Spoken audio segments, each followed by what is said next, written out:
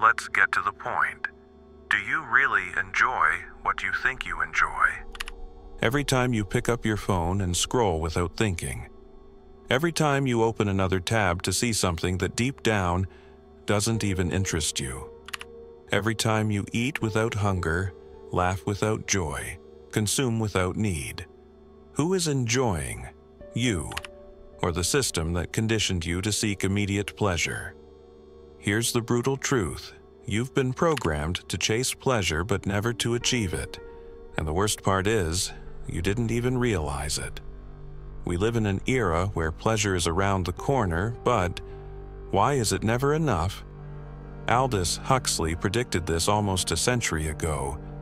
He warned us that true control wouldn't come through oppression, but through pleasure.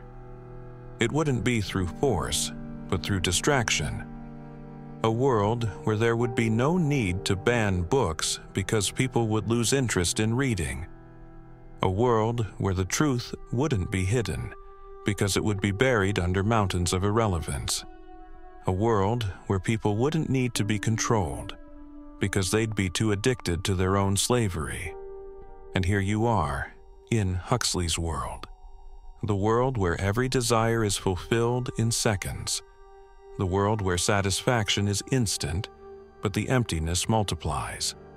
The world where pleasure is not a reward, but a drug.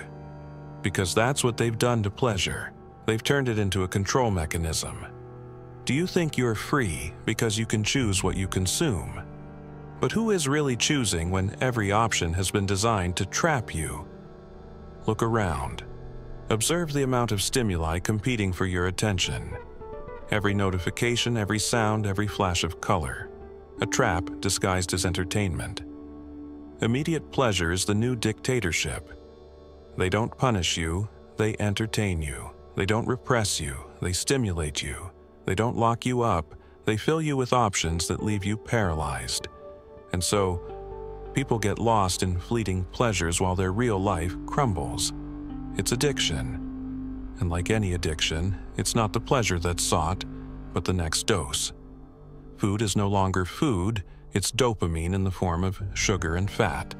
Social media is not connection, it's sparks of artificial validation. The content you consume is not learning, it's mental anesthesia. They've sold us the lie that pleasure is the purpose, but what if it's the poison? Aldous Huxley made it clear, the future wouldn't be of oppression, but of distraction. And here's the real problem. Every dose of cheap pleasure weakens your ability to feel real pleasure. Children can no longer concentrate on a book, but they can spend hours watching 5-second videos. Adults can't enjoy silence, but they can fill every minute with senseless noise.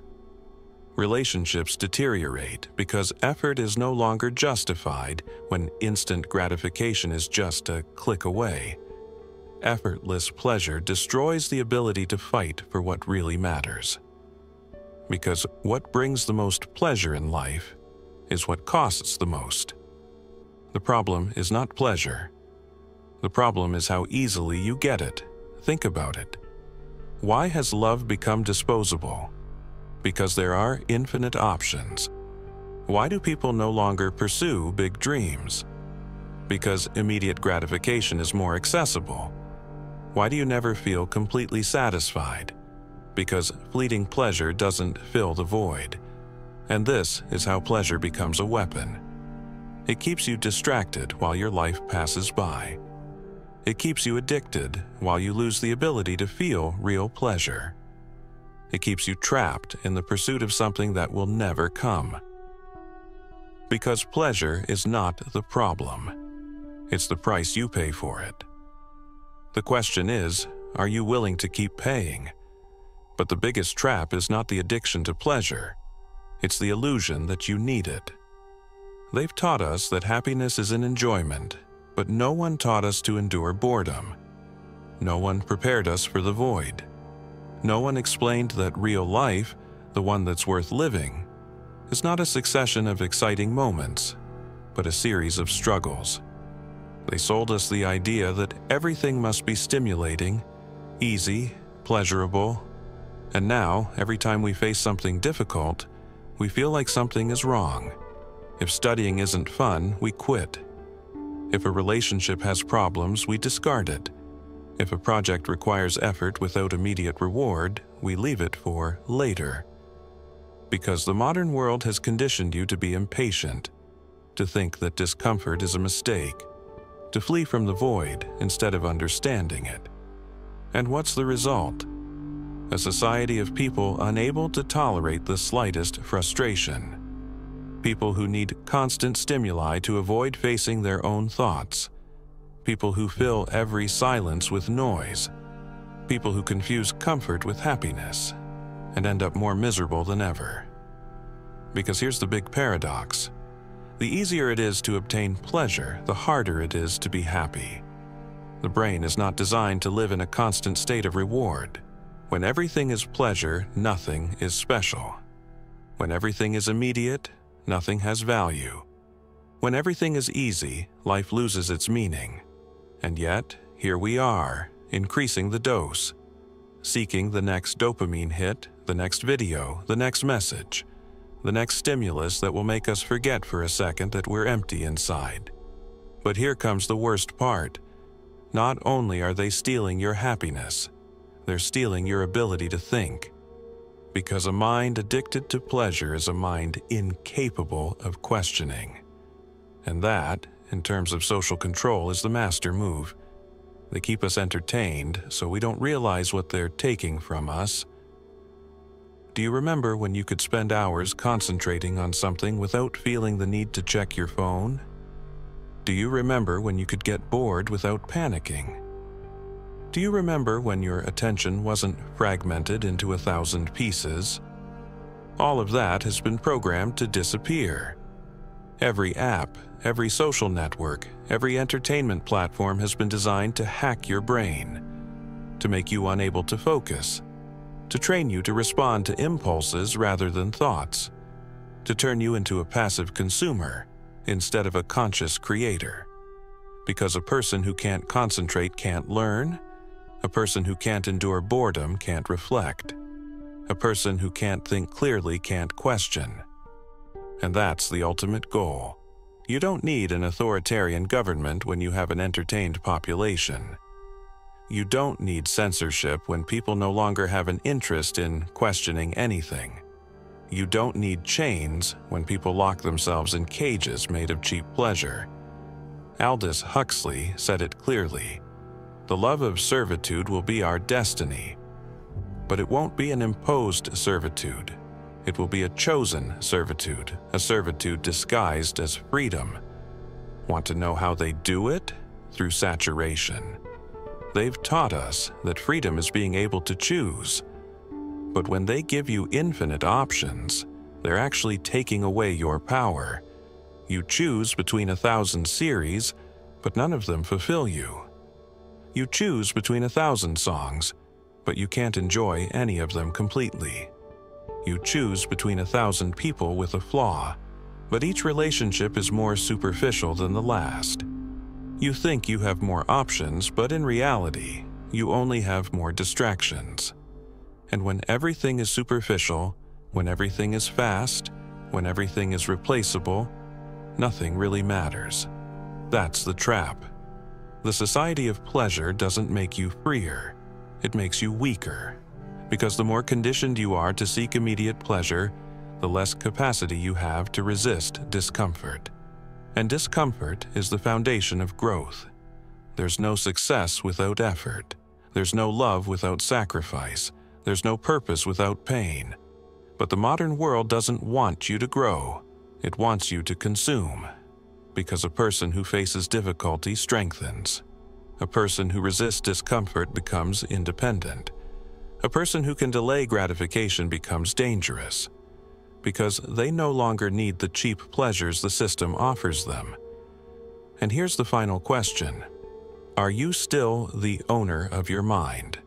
Or have you become a slave to pleasure?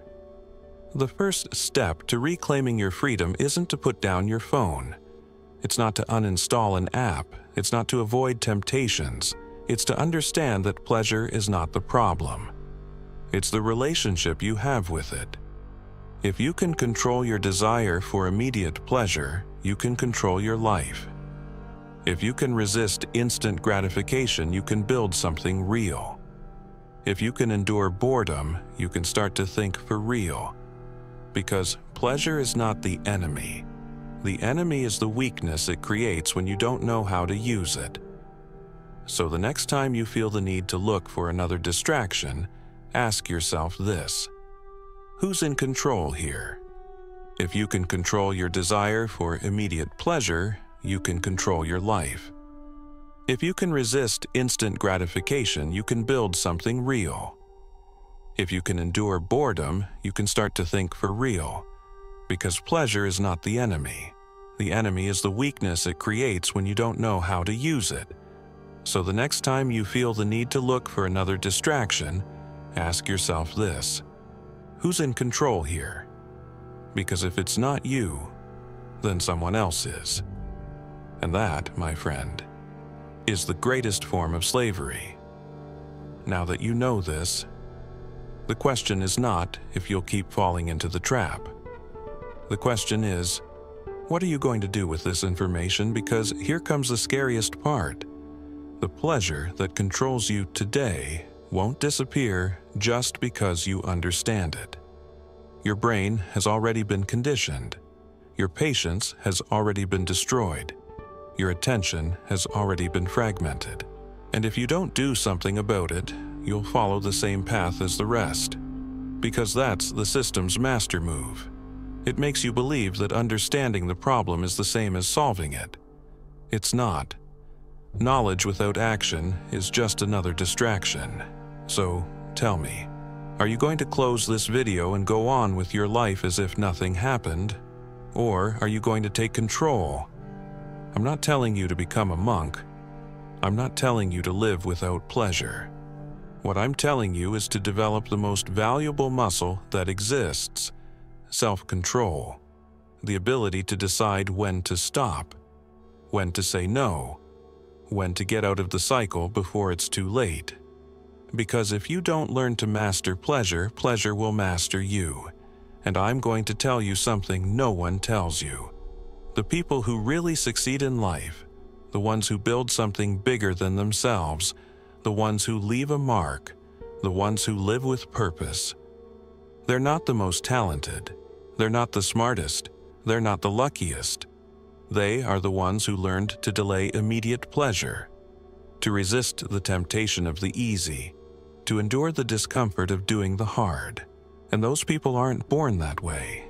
They build themselves every day, deciding what others aren't willing to decide, saying no to what others can't reject, mastering the art of doing what needs to be done, and not what gives them pleasure in the moment. So here's the challenge. The next time you feel the need to seek immediate pleasure, stop. Just for a second. Feel the impulse. Observe it. Recognize it for what it is, a chain they've placed on your mind. And then, decide. Decide if you really want to give in or if you want to reclaim your power. Because in every insignificant decision, in every moment where you delay the easy to do the important, you're training your brain to be the master of itself. And if you start today, if you do this over and over again, if you break the pattern, one day you'll wake up and realize something. You're not like the rest. You don't need constant validation. You don't need instant gratification. You don't need chains disguised as pleasure, because you belong to yourself. And when that happens, when you regain control, the system no longer has power over you. Pleasure stops being a drug and becomes what it was always meant to be, a reward, not a prison. So tell me, will you keep being a slave to pleasure? Or will you do what few dare to do? Leave it in the comments. Write, "I take control." Because if you can write it, if you can commit publicly, then you've already taken the first step. And if this video made you question yourself, if it woke something inside you, subscribe. Because here, I won't give you easy pleasure. I'll give you reality. And reality, even if it hurts, is the only way to be truly free.